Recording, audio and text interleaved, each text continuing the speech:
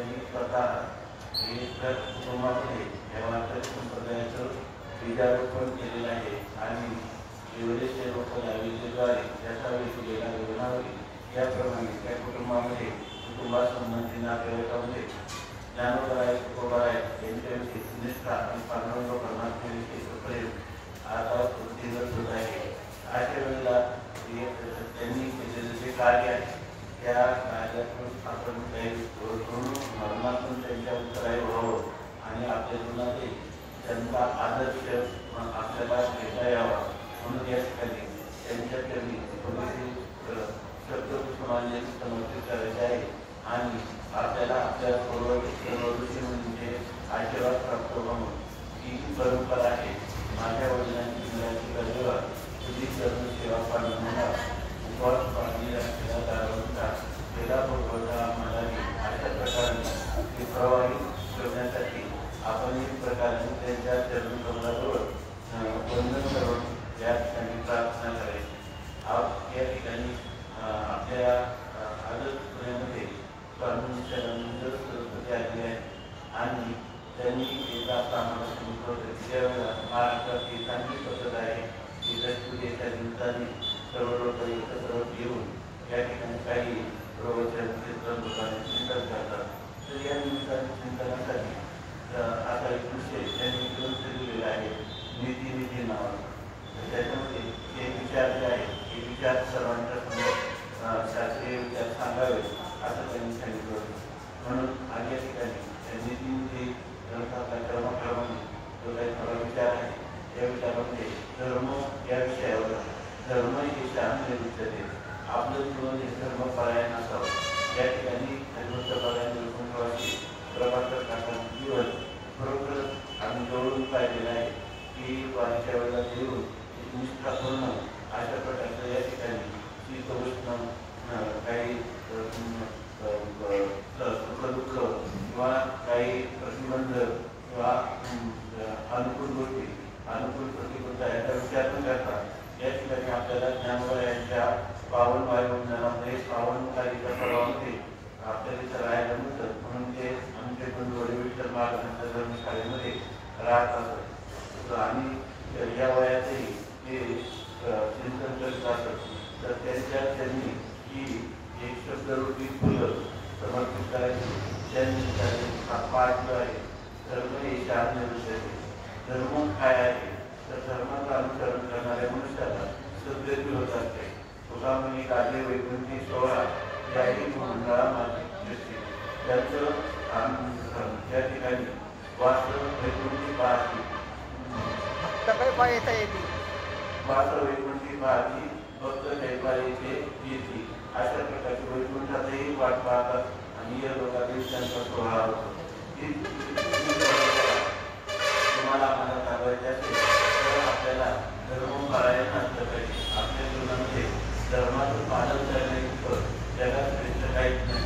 आपल्याला मिळणारी कीर्ती किंवा मान किंवा सण यापेक्षा आपण यांचं पालन करण्यापेक्षा किंवा यांची वृद्धी करण्यापेक्षा आपण धर्माचं पालन करावं आणि ते पालन करत असताना उत्तर आपल्या जीवनामध्ये आपलं जीव वाढून काढतात चालेल पण धर्माचं पालन आपल्याकडून व्हावं. त्याच्यामुळं आपल्याला जिवंत असताना करण्याची एक रम्य समाधान प्राप्त होतं. मृत्यूचं भय जातं आणि मृत्यूनंतरही सद्गती होते असा मोक्ष होतो. अशा प्रकारचं आपल्या या भारतीय संस्कृतीमध्ये जे अनेक लोकांनी एकत्र यायचं अंत्येष्टीसाठी व श्राद्धासाठी दशक्रियेसाठी तर त्याच्यामध्ये हा विचार आपला व्हावा. तो विचार शास्त्र सांगत आहे की धर्मपरायण जीवनात आपल्या जीवनात परम आहे म्हणजे सर्वात मोठं प्रेम करण्याचं ठिकाण जर कोणतं असेल तर तो धर्म आहे. तर धर्म म्हणजे काय तर त्या ठिकाणी सांगितलं धर्मेची धारणे धातो महात्मे जैव पठ्यते धारणाचे महत्वेन धर्म एषः निवृत्त्यते.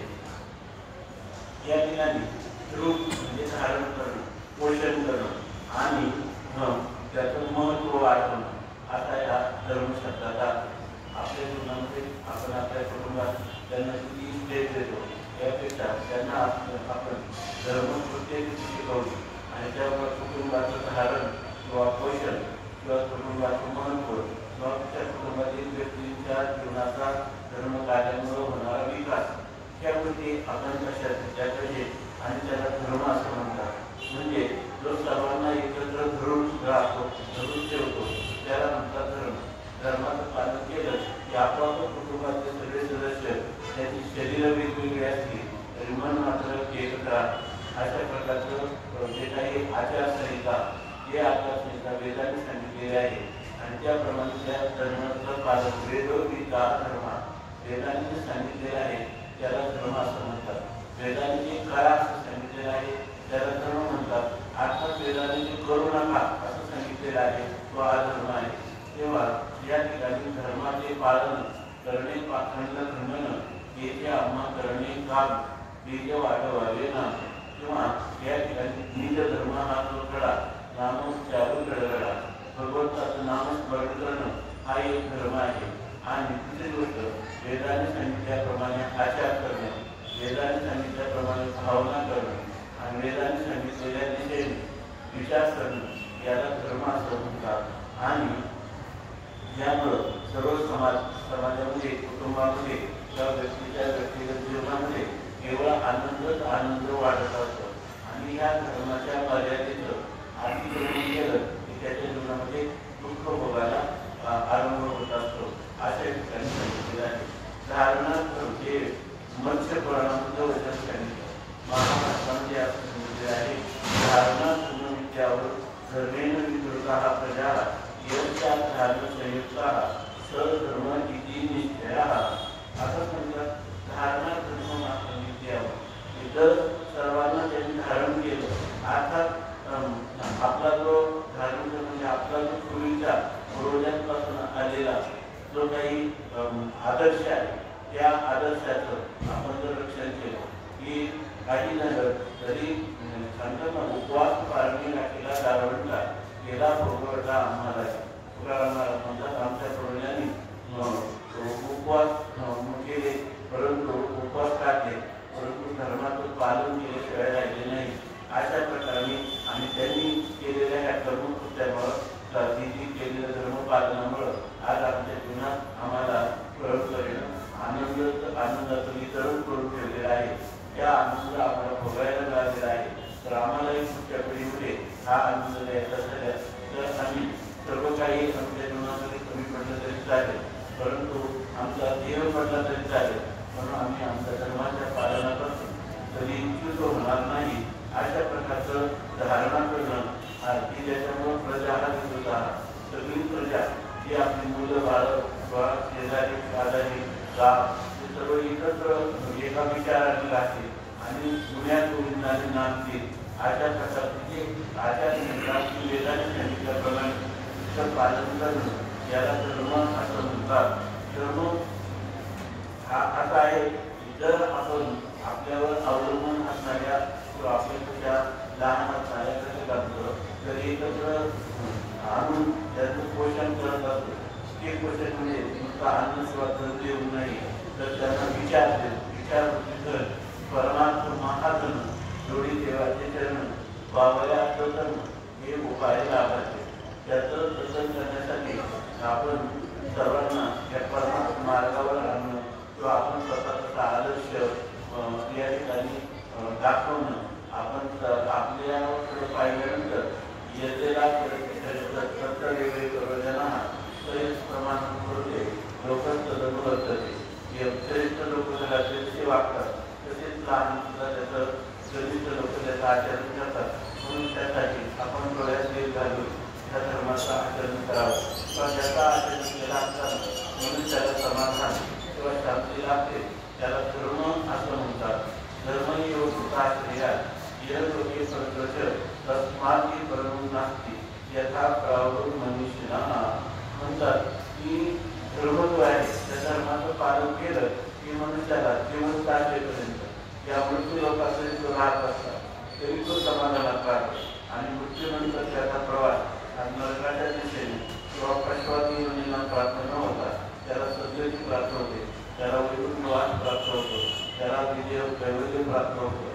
म्हणून धर्म जो आहे तो धर्मात परम नास्ती धर्मापेक्षा श्रेष्ठ जगामध्ये काहीही नाही. असं आपल्या ऋषीमुनींना सांगून ठेवलेलं आहे. प्रतिपत्य नरो धर्म प्रकलोके येते धर्मात्मका कर्मनिधी ते नाम नृप सत्तमः. तर ते म्हणतात की जो धर्माचा आश्रय घेतो त्या पक्षाची स्वर्गलोकामध्ये सुद्धा मरणानंतर त्याला प्रतिष्ठा किंवा सद्गती किंवा चांगली गती प्राप्त होत असते. यासाठी प्रत्येक मनुष्याच्या द्वारा धर्मात्मक हा कर्मविधी कोणत्या मनुष्याने काय केलं पाहिजे, स्त्रीचा धर्म काय, पुरुषाचा धर्म काय, वडिलांचा काय, मुलांचा काय, या ठिकाणी मित्राचा काय, असे प्रत्येकाचे धर्म सांगून ठेवलेले आहे. पतीचा काय, पत्नीचा काय, तर या धर्माचं पालन सांगितलेलं आहे. आणि या धर्माचं म्हणजे आपल्याला वाटायला आलेलं जो वर्ण जो आश्रम त्याच्यामध्ये आपला जन्म झालेला आहे त्यानुसार आपल्या जीवनामध्ये सर्व प्रकारची कर्म करणं, ती कर्म करत असताना ती कर्म ही आपल्या वाट्याला आलेली कर्म ही ईश्वराची पूजा आहे असं समजून ते कर्म केलं तर त्या ठिकाणी त्यांनी सांगितलं की एक गोष्ट जर आपल्याकडून घडली तर तो काम मिळायला म्हणजे ढोरे होईल. आपल्याला ढोरं ओढण्याचं काम करण्यात आलं तर त्यांनी इतर कार्य धर्माच्या अनुरूप केलं की त्या ठिकाणी परमात्मा नामयाच्या नदी सर्व व्यक्तीचे धर्माकडे पाणी वाढले आहे. या नाम्यात सर्व नवे संपत्तीच ज्ञानी यांची चिंता अंगे होती. त्या लोकांनी आपलं घडून फुंकू लागेल, नर आधी होणारा घडून फुंकू लागेल, माझ्या सावरत्यानं फुंकू लागेल. अशा प्रकारची आपल्या संप्रदायामध्ये ज्यांनी धर्माचं पालन केलं ते पालन करत असताना त्यांचे कष्ट भगवंताला पावत नाही. भगवंत स्वतः त्यांच्या कष्टामध्ये सामील होतो आणि ते आपण स्वतः त्यांचं पूर्वज कार्य करतो. अशा प्रकारचे आपल्याकडे अनेक संतांच्या इतिहासामध्ये ही गोष्ट आलेली आहे. आणि सजन कसाया फुंकू लागे म्हणून माया सावतात फुंकू लागे गडी मातीवाले गोळ्या कुंभाराची कुंडीच्या मेच्याची अंगे भरी. अशा प्रकारचं आपल्या संतांनी जे जीवन आहे बाहेरच्या जीवनामध्ये काही मोठमोठे भोगाचे विलास नाही, श्रीमंती नाही, परंतु त्यांनी ही जी श्रीमंती आहे धर्माची श्रीमंती, धर्माच्या आचारसंहितेचं पालन करून प्राप्त झालेली श्रीमंती अशी आहे की आज शेकडो वर्ष झाली, हजारो वर्ष झाली तरी इतिहास त्यांच्या गुणांचं गायन करीत आहे. म्हणून प्रत्येकाने धर्माचं अनुष्ठान केलं पाहिजे असं सांगतात. वेदाः प्रत्यक्षम आचाराः प्रमाणं तत्त्रयमेति पृथक्त्वं रचते तेषां धर्मश्चैतत्रय प्रथम. ते म्हणतात आपल्याला जर धर्माला काढायचं झालं तर त्याला 3 प्रकार आहे. एक प्रत्यक्ष प्रमाणाने म्हणजे आपल्या इंद्रियांच्या द्वारा आपल्याला काही ज्ञान करून घेता येतात. दुसरा आलोक प्रमाण म्हणजे वेग प्रमाण, आपल्याला डोळ्याने कोणते रूप पाहता येतं. परंतु धर्म जो आहे, धर्म आणि ब्रह्म या 2 गोष्टी हा इंद्रिय आहे. आपल्या इंद्रियांना कुठं पाप दिसत नाही, कुठं पुण्य दिसत नाही, स्वर्ग दिसत नाही, नरक दिसत नाही. अशा वेळेला एक स्वर्ग आहे, नरक आहे, आमच्या गोष्टीपासून पाप होतो, आमच्या गोष्टीपासून पुण्य होतो हे कळण्याचं साधन काय आहे तर त्या ठिकाणी अतिंद्रिय वस्तू ज्या आपल्याला अज्ञात असतात त्या अज्ञाताच्या ज्ञापकत्वम शास्त्रम आपल्याला ब्रह्म आणि धर्म याविषयी जर ज्ञान करून घ्यायचं असेल तर त्याला प्रमाण आपली इंद्रिय नाही, त्याला प्रमाण 3 प्रमाण सांगितले. एक शिष्टाचार, शिष्टाचार म्हणजे आपल्या पूर्वजांनी जसं केलं, पूर्वीच्या शिष्ट म्हणजे ज्यांना वेद प्रमाणे मान्य आहे आणि त्यांनी जसं आचरण केलं आणि समाधानाला प्राप्त झाले, शांतीला प्राप्त झाले तेव्हा काही विचार न करता जे आपल्या पूर्वजांनी केलं तर ते संत गेले दया खाया देवराया पावली. त्या आपले पूर्वज ज्या ठिकाणी गेले त्या ठिकाणी जात असताना तुकाराम महाराज म्हणतात काही विचार करू नका, तुका म्हणजे चला याची वाटे पांडुरंग भेटे भरवसे. वेदाने सांगितलेली जी वाट आहे 3 प्रकारे असतात. आपल्या जीवनातील जे काही दुःखाची परिपूर्ण नाश आणि आनंदाची प्राप्ती अर्थात जीवनमुक्त अवस्था आपल्याला प्राप्त होत असते. परंतु यासाठी प्रमाण आहे, आगमण्याचा वेद प्रमाण आहे. कारण वेद ही निर्दुष्ट आहे. वेदाच्या ठिकाणी कोणत्याही प्रकारचा प्रमाण करण्यापाठव किंवा हिंसा इत्यादी दोष नाही. आणि वेद जो आहे त्याला खरं मनुष्य जातीचं कल्याण व्हावं वाटतं. आईला पासून काढली तिथं देऊन वाढवली नाईला श्रुती बरोबरी माऊली जगा. या ठिकाणी श्रुतीला वेदाला आई किंवा बाप असं म्हटलेलं आहे. जसं ईश्वराने इथं वाढी माऊलीचे चित्र असं आहे. आपली आई मुलाच्या कल्याणाची करते त्याप्रमाणे माऊली या ठिकाणी सगळ्या जीवांच्या मानवाच्या कल्याणाची इच्छा करते. म्हणून त्या जे शब्द आहे त्यांच्या श्रुती स्मृती मंगळ वाजण्या श्रुती आणि स्मृती या भगवंताच्या आज्ञा आहे त्या देवांनी पालन केला पाहिजे. आणि त्या वैकुंठ आहे की नाही, देव आहे की नाही, पाप पुण्य आहे की नाही याचा विचार शास्त्राने जो सांगितला त्याच्यावर आपण डोळे झाकून श्रद्धा ठेवावी. आणि जसा एखादा राजमार्ग असला तर आता त्या राजमार्गावर एखादा आंधळा मनुष्य वेगाने पळायला लागला तरी त्याला पडण्याची शक्यता नाही. तसं लोक म्हणतात की अंधश्रद्धा आहे. हीच तरी श्रद्धा आहे. लोकांना श्रद्धेचं स्वरूप कळत नाही म्हणून त्याला अंधश्रद्धा म्हणतात. ती गोष्ट सुद्धा कशानेच मिळत नाही. ती मिळवण्यासाठी आपण जर त्या ठिकाणी श्रद्धा घेऊन ती आपल्याला मिळत असेल तर ही डोळस श्रद्धा आहे. श्रद्धा ही तरी आंधळी नाहीच आहे. श्रद्धा कशावर ठेवली जाते? श्रद्धा शब्द हा शरद शब्दापासून उत्पन्न आहे. शरद शब्दाचा आपले सत शब्दाचा आपले त्रिकालावादी सत्य त्या सत्याचा कोणीही आतापर्यंत निराकरण करू शकलं नाही. असं हे अनावृत्त उघड असणारे सत्य आहे आणि ते आहे परमात्मा तत्व. आणि त्या परमात्मा तत्वाच्या प्रार्थनेचा उपाय या ठिकाणी सांगितला जातो. म्हणून ते म्हणतात की एक आहे शिष्ट प्रत्यक्ष प्रमाणे आपण पाहिलं तर आचार वृत्तीला जे लोक धर्माचा आचरण करत नाही त्यांच्या जीवनामध्ये त्यांना कधी समाधान शांती प्राप्त होत नाही. त्यांना कधी लोक सुद्धा मिळत नाही. रजोगुणी आणि तमोगुणी लोक ही नेहमी दुःखी असतात. ते आपल्याला प्रत्यक्षप्रमाणे आपल्या जीवनामध्ये जेव्हा आपण रजोगुणात्मक किंवा तमोगुणात्मक क्रिया शास्त्राने प्रतिपादन केलेल्या आचाराच्या विरुद्ध करतो तेव्हा आपल्याही मनाला कधीही समाधान वाटत नाही. जीवनात एक कोगळी आपल्या जीवनात आहे असं आपल्याला वाटतं. जीवनात वृक्षता उदासीनता किंवा दुःखाची जाणीव होत राहते. आणि ज्या वेळेला आपण सत्कर्म करतो तर त्या सत्कर्म पुरुषाला मनामध्ये त्याला बाहेर वगैरे भोगवते नसलं तरी आतमध्ये एक आनंदाचा मूलभूत अशा प्रकारचा जिव्हाळा किंवा स्रोत सापडलेला आहे. अशा प्रकारची अनुभूती येते. तेव्हा चित्ताच्या प्रत्यक्ष प्रमाण आणि शेवटी या तिन्ही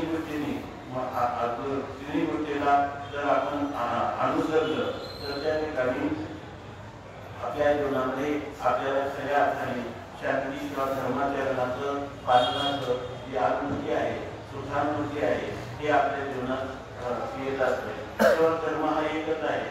तेव्हा तीन गोष्टीने हा धर्म कसा आपल्याला प्राप्त होईल? धर्म तर एकच आहे, एकच केलं पाहिजे. यासाठी त्यांनी सांगितलं प्रामाण्य मानलं पाहिजे. काही गोष्टी प्रत्यक्ष प्रमाणाने आपल्याला जीवनामध्ये ज्ञान होतात आणि काही गोष्टी ज्या आहेत तर मोठे लोक जे आचरण करतात वेद मार्गे म्हणलेले त्याचे मार्गे चाललो नकळीचे अंधा म्हणून उघड बोललो साधना म्हणून चरणला खाली हरत होतो ना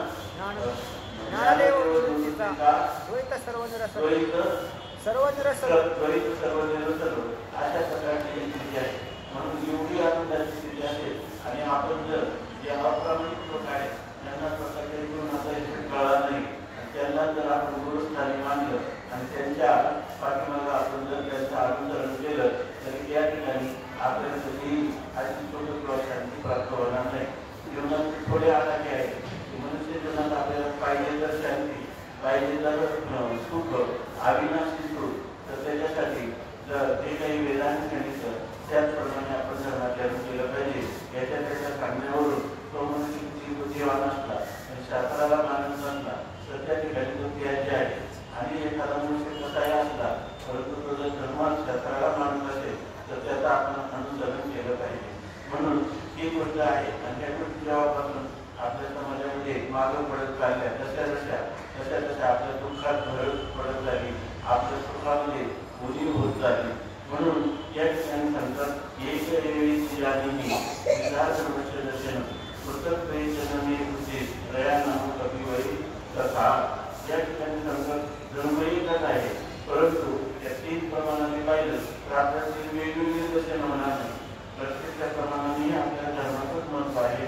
आपले जे मोठे लोक पूर्वजोळी ज्यांनी जसं आचरण केलं त्या आचरण केलं आपल्याला जे समाधान प्राप्त होतं. एकच धर्म जर एक 3 प्रकाराने सांगितला असता, साधनं 30 प्रकारचे असले तरी एकच जो धर्म आहे तर 3 प्रमाणाने एकाच धर्माचं प्रतिपादन करतात. मुक्तो मार्ग त्रयाणांतर तत्तदैव समाचर जिज्ञासानं कर्तव्या धर्मस्य परिदर्शना.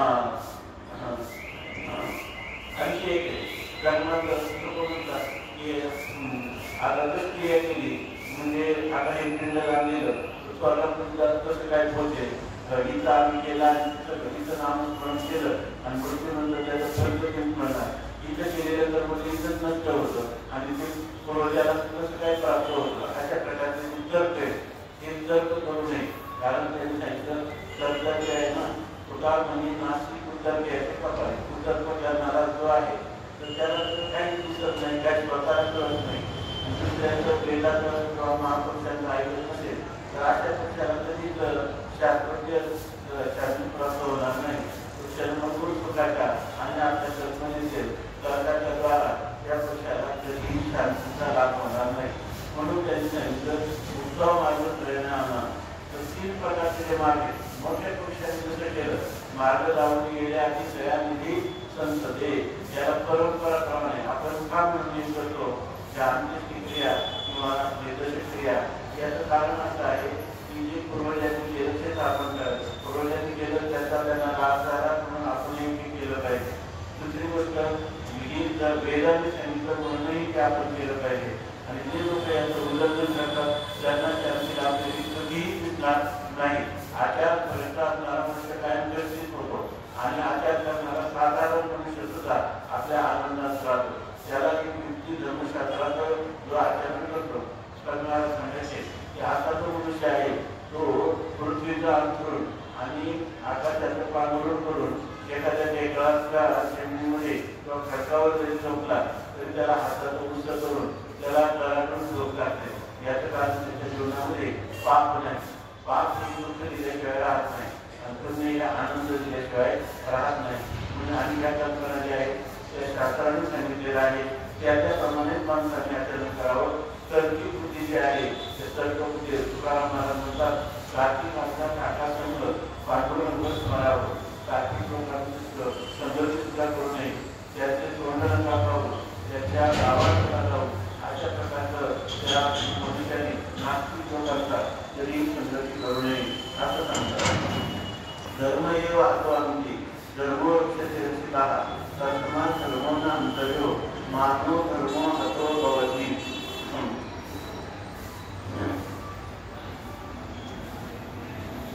आता समजत धर्म हे वाहतवांची धर्म जो आहे तो धर्म जर आपण धर्माचं पालन केलं नाही की आपण धर्माचा नाश केला तर धर्माचा नाश करणाऱ्यांचाच धर्म हा नाश करीत असतो.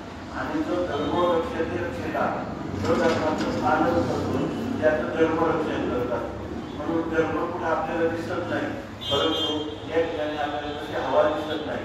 तर जर हवा नसते तर आपण जगू सुद्धा शकत नाही. तसा धर्म नावाचा पदार्थ जरी आपल्या इंद्रियांना गोष्ट नसला तरी सुद्धा शास्त्राने सांगितलेल्या धर्माचं पालन केलं तर या ठिकाणी तो आपलं मागे पुढे उभा राहील सांभाळीचं आणि या आधारातून निवारा आहे. आपलं मागं पुढं आपलं संरक्षण धर्म करत असतो आणि जो पुरुष धर्माचं संरक्षण करत नाही त्याचा धर्म हा त्याला घात करत असतो. म्हणून मनुष्याने धर्माच्या हनन धर्माच्या विरुद्ध किंवा धर्माचा नाश करण्यासाठी कधीही प्रवृत्त होऊ नये नाही ठेवा. आणि उलट त्याच्यासाठी असं आहे की मनुष्याने असं केलं पाहिजे धर्माचा हनन कधी करू नये. धर्माचं पालन आपल्या काही जरी झालं केवढा मोठा प्रसंग आला तरी आपल्या धर्माच्या तत्वापासून आपण कधी जळू नये. जेणेकरून धर्माचं हनन केलं नाही तर धर्मही आपला हनन करणार नाही आणि धर्माचं रक्षण केलं तर धर्मही आपलं रक्षण करण्यासाठी केल्याशिवाय राहणार नाही. हे ध्रुव स्त्रिया राधा कामना इत्यादी उदाहरणं आहेत की आपल्या पुराणामध्ये म्हटलेली आहे. ज्यांनी पुण्याचरण केलं त्यांच्या जीवनामध्ये आजही 1000 वर्ष झाली तरी मृत्युमुखी आहे आणि त्यावेळेला त्यांचा वैकुंठातील सोहळा झालेला आहे. इहलोकातही अजून कीर्ती आहे. त्यांना स्वतःलाही सुख मिळालेलं आहे, त्यांनी समाजालाही सुख दिलेलं आहे. अशा प्रकारचे धर्म ही एक आता लोक म्हणतात की धर्म हे आपली गोळी आहे, जी काय आवश्यकता आहे. सगळं डोळ्यांनी दिसतं तेच खरं आहे असं म्हणतात. डोळ्यांनी दिसतं ते खरं आहे असं मुळीच नाही. थोड्याशा उतावळी विचारांनी लोक म्हणत असतात. आता आपल्याला ठिकाणी मोठा डोंगर असतात, डोंगरावर एखादा मोठा बैल असला तरी आपल्याला छोट्या वासराला जातात. वासरू आहे का तो बैलच आहे. आपल्या डोळ्यामध्ये त्याचं ज्ञान होत नाही, कारण तो दूर आहे. कधी आपल्या डोळ्यामध्ये कुठं गेलं तर आपल्याला कळत नाही, कारण का ते इतकं जवळ आहे. तरी पण जवळ असला तरी त्याचं ज्ञान होत नाही, कधी दूर असला तरी ज्ञान होत नाही. अशीच पदार्थाचं ज्ञान होण्याची अनेक कारणं सांगितलेली आहे. किंवा आपली बुद्धी जी आहे ती फार खुली आहे आणि ऋषी मुनींची किंवा वेदाची जी दृष्टी आहे त्याचं जे ज्ञान आहे ते अथांग आहे. तेव्हा आपण काही न करता जे काही मुनी किंवा ऋषी किंवा संत ज्या मार्गाने गेले आणि आपल्याला उपदेश करून तो मार्ग सांगितला. उदाहरणार्थ धर्माचं आचरण करताना तुकाराम महाराजांनी सांगितलं की गृहस्थाश्रम आहे, गृहस्थात आपण जन्माचा अभंग आहे. तुकाराम महाराजांनी सांगितलं की जोडोनी आसन उत्तम व्यवहार गुलाब विचारे उत्तम पावेल उत्तम पूजीला देवच आहे. परोपकारी नेणे परनिंदा परश्रेया सदा बहिणी माया भूतदया काही गोष्टींचे पालन ताणलेल्या जीवन बनवणे शांती रूपे नवे कोणाचा वाईट वाढवी महत्व वडिलांचे. तुका म्हणजे एका आश्रमाचे फळ परमपद बरोबर तयार केले. अशा प्रकारे समजले 7 जन्मात अभंग. परस्त्री ही मातेप्रमाणे आहे, दुसऱ्याचं सण हे विषयाप्रमाणे आहे. आपण कष्ट करून मिळवलेलं सण हे अमृतासारखं आहे.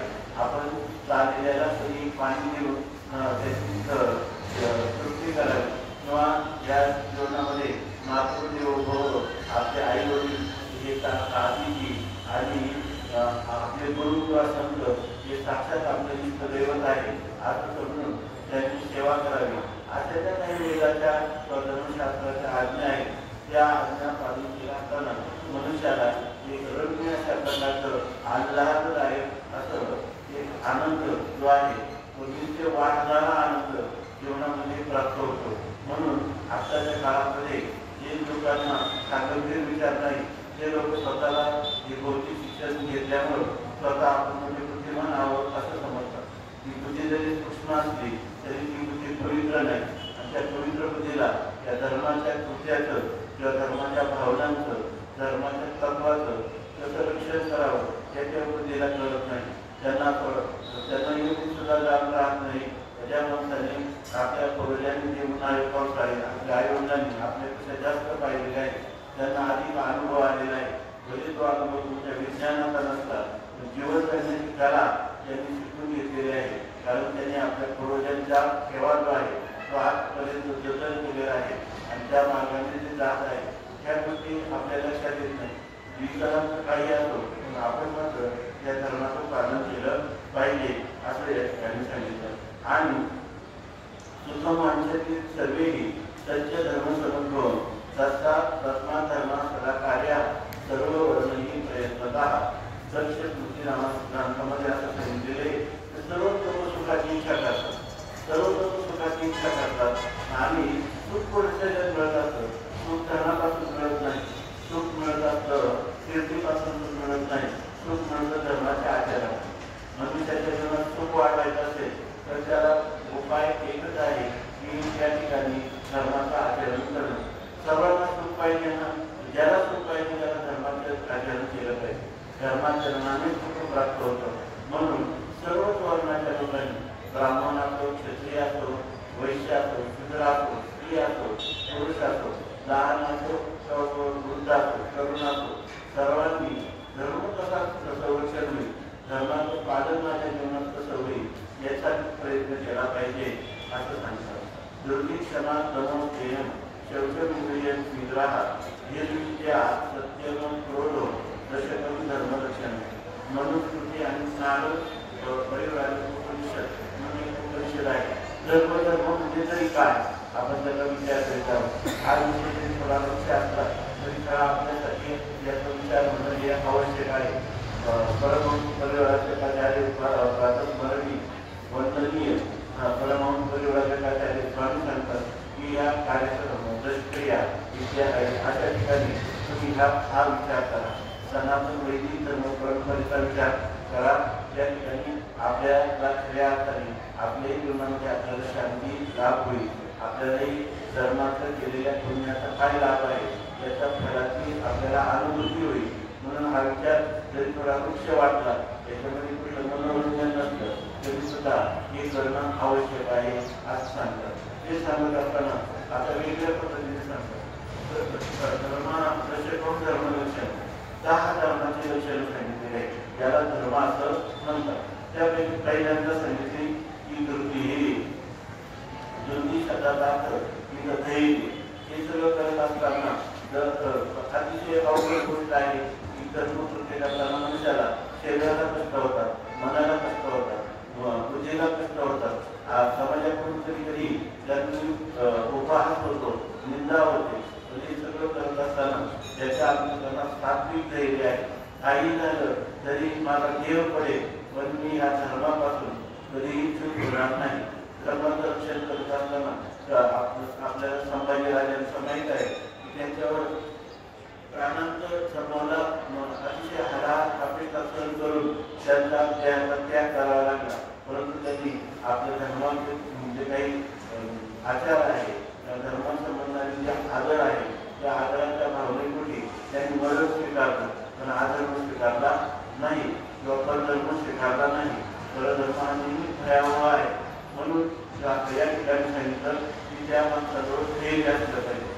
एखाद्याला वरवर केली जरी आलं आपातता ज्याला म्हणतात वरवर पृष्ठभागावरचं विषयात धनाचं कीर्तीत असो तरी हे चूक नाही.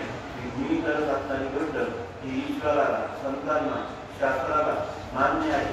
त्याचं एक म्हणणं आहे तिथं मी आचरण करीत आहे आणि ते माझा अंगीकार करते आणि मला या संसार दुःखातून सोडवते.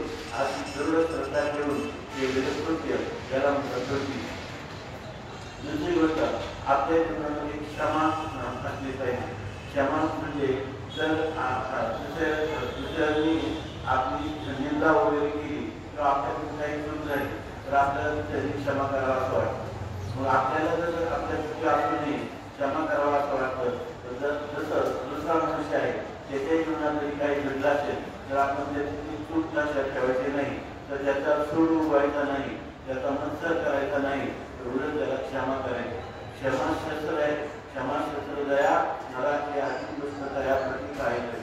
आपल्या जीवनामध्ये या धर्माचे काही बारकाईने करतो मंत्र आपल्याला माहीत नसले तरी आपल्याला हा 10 लक्षणांनी सांगितलेला धर्म एवढं जर आपल्या जीवनाचं ध्येय राहिलं तरी त्या मनुष्याला एक वेगळ्या प्रकारची शांती त्याला प्राप्त होत असते. परंतु आपण तिचा विचार करत नाही. आपण सर्व गोष्टी हा विचार जर करायचा झाला तर या विचारामध्ये आपल्याला क्षमा असली पाहिजे. दररोज आपण आपल्या जीवनात होणाऱ्या किती अपराधी लोकांच्याविषयी आपल्याला उपहासाची किंवा त्यांच्याविषयी जुगुप्सा, निंदा हे आपल्या अंतःकरणात न करता भगवान परमात्म्याने यांना दया करावी असं वाटावं. येशू ख्रिस्तांना लोकांनी दगड मारायला सुरुवात केली तेव्हा काही लोक आले आणि त्यांनी सांगितलं की आता या लोकांना शासन करायचं. त्यांनी सांगितलं की या ठिकाणी पापी म्हणून त्यांना शासन करू नका, पाप्याचा द्वेष करू नका, पापाचा द्वेष करा. म्हणून आपल्या जीवनामध्ये त्या माणसाच्या ठिकाणी सद्गुण कसे येतील याच्यासाठी प्रयत्न करा. त्याचा उपहास, निंदा किंवा त्याचा परित्याग हे न करता त्याला क्षमा करा. म्हणजे त्याच्या अपराधाबद्दल त्याला शासन करू नका. त्याच्याकडे दयेचा भाव अंतःकरणामध्ये ठेवा. त्याला क्षमा असं म्हणतात. दमा आपल्याला धर्म शब्दाचा अर्थ आहे की इंद्रिय निग्रह. आपल्याला मनुष्याला स्वाभाविक आहे पाणी किती उडून जाऊन सोडलं तर ते खालच्या दिशेने पाहतं किंवा कसाही पेटवला तर तो वरच्या दिशेने पेटत जाते. त्याप्रमाणे मनुष्याने अनंत जन्मामध्ये अनेक प्रकारचे विषय भोगलेले आहेत. अनादी संसार मातेच्या ठाई जितके विषय भोगले पाहिजे ते चित्ताच्या ठाई वारंवार काही सेविता वारंवार विषयाचं भोग घेतल्याचे संस्कार असल्यामुळं मनुष्याला त्या विषयाचं त्याची इंद्रियांची धाव विषयाचे ओढे पतनांची जोडीवरी हवं अशा प्रकारची विषय इंद्रिय विषयाकडं धावत असतात.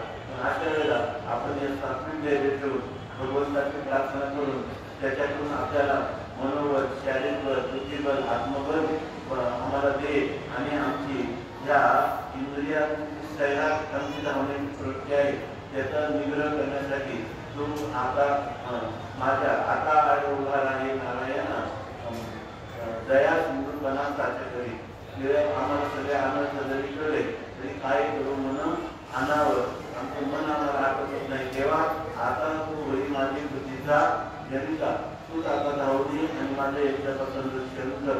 त्याच्यानंतर अस्तेयम धर्माचं लक्ष सांगितले इंद्रिय अस्तेय ते चोरी करण्याचा दुसऱ्याची वस्तू आहे त्याला न विचारता घेणं हे सुद्धा एक प्रकारचं केवढे क्रम आहे असं आपल्या त्या भारतीय सनातन परंपरेत मानलं गेलेलं आहे. म्हणून दुसऱ्याची वस्तू किंवा दुसऱ्याचं धन या ठिकाणी नाही. विशेषतः परस्त्री आणि परधन याविषयी सांगतात की परागिया नारी रुक्माई समान केलेले निर्णय सांगितले. परस्त्री ही आपली साक्षात माता आहे अशा प्रकारची धारणा या संस्कृतीमध्ये आहे. आणि परधन जे आहे ते परधन विषयाप्रमाणे आहे ते परधन आपला नाश केल्याशिवाय राहणार नाही.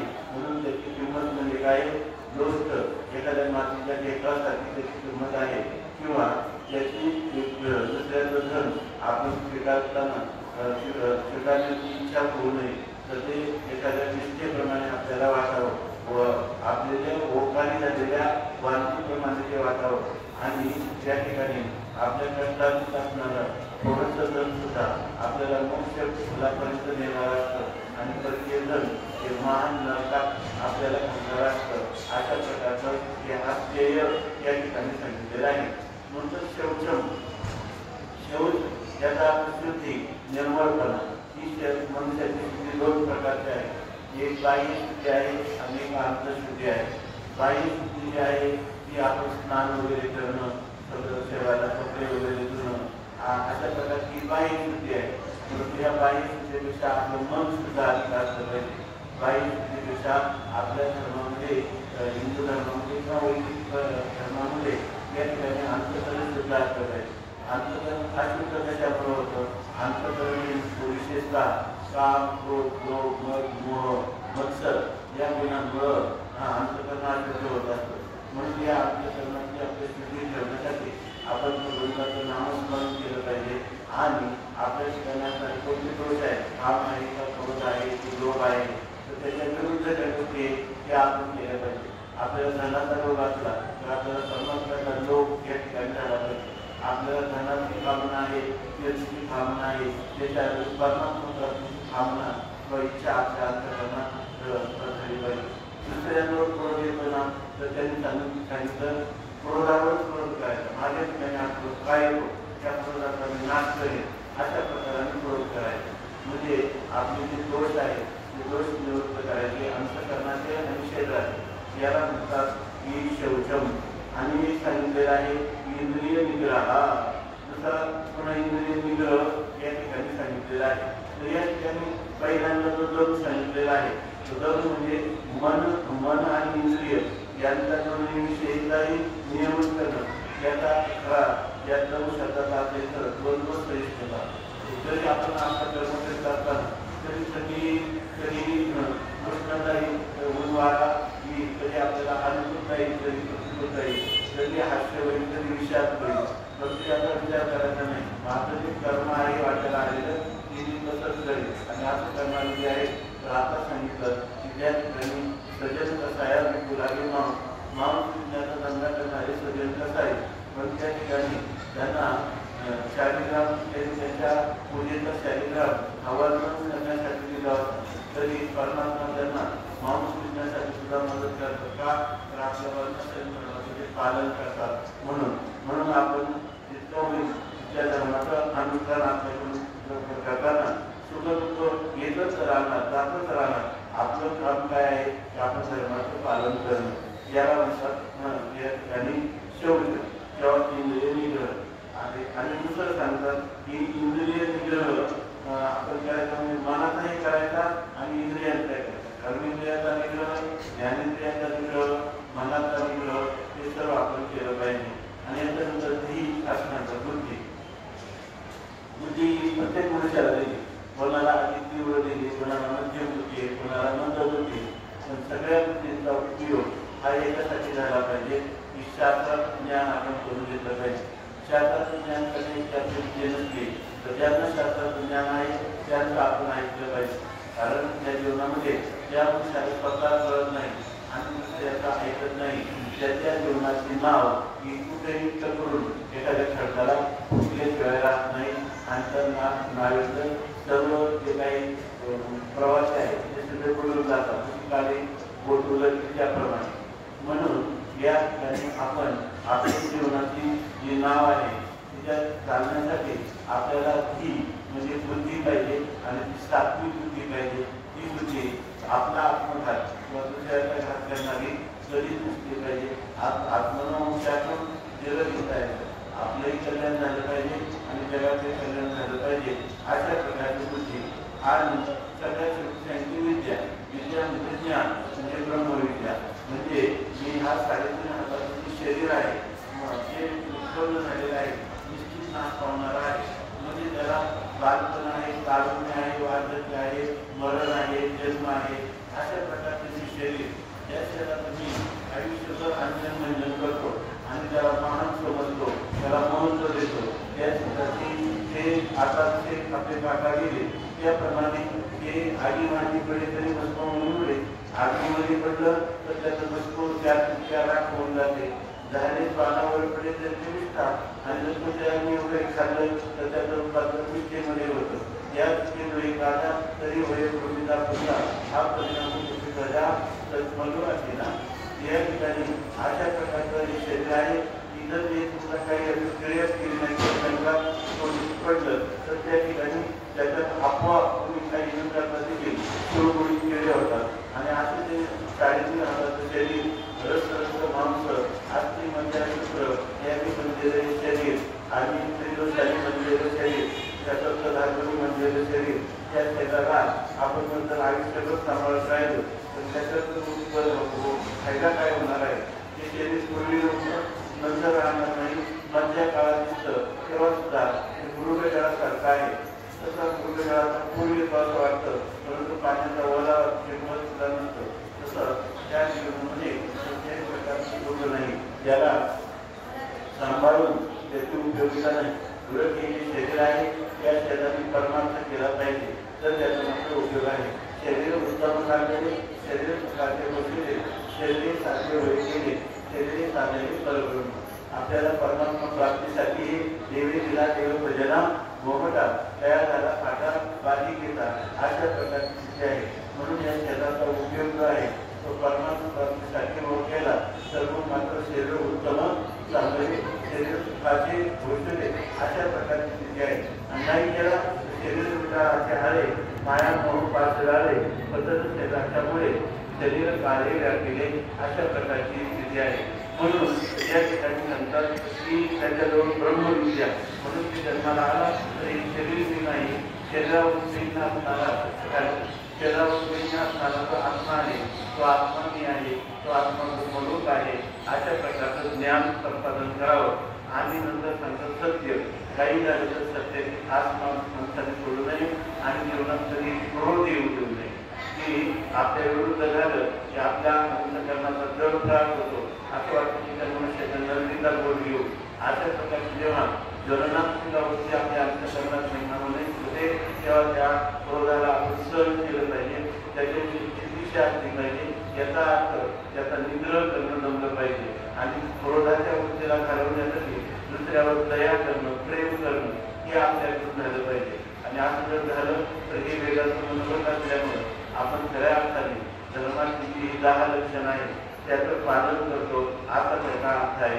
त्याच्यानंतरही आणखी याविषयी भागवतामध्ये गीतेमध्ये आलेला विचार आहे.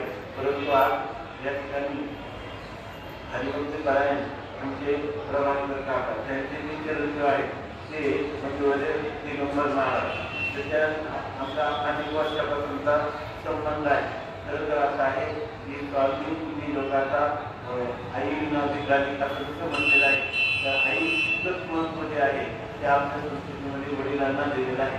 मातृदेवो भव, पितृदेवो भव, आचार्य देवो भव आणि अतिथी देवो भव अशी आपली संस्कृती आहे. तेव्हा या संस्कृतीवरून त्यांनी खरोखर आपल्या आईवडिलांची सेवा अतिशय उत्तम रीतीने केली.